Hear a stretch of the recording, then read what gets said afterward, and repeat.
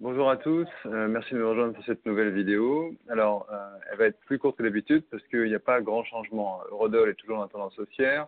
Le pétrole se calme un petit peu après avoir touché 50 $.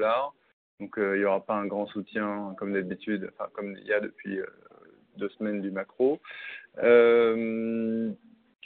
Le blé, pour l'instant, patine sur le retracement de Fibonacci autour de 187,5, 188. Ça dépend comment vous tracez, mais disons que ici sur mon graphique, c'est à 187,25.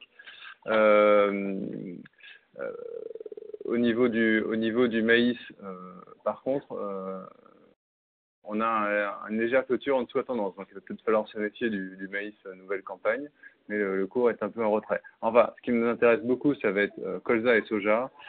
Sur le colza, vous voyez, il y avait un petit niveau de résistance que je vous présentais ici au niveau de 372 qu'on a cassé et on a clôturé au-dessus hier.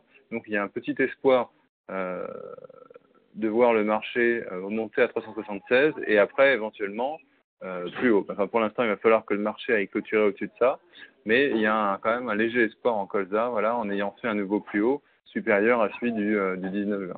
Enfin, en soja, donc le point que je vous donnais il y a 3 jours a fonctionné, puisqu'après avoir cassé ce point, on est en train d'aller chercher cette résistance qui n'est pas tracée ici, on va la mettre de 320 $ la petite tonne. Voilà, donc le soja qui montre vraiment qu'il est en fin de tendance baissière sur le Chicago. Voilà, pas d'autre chose de plus, continuez de surveiller le marché et je vous tiens au courant dès qu'il y a de nouvelles informations.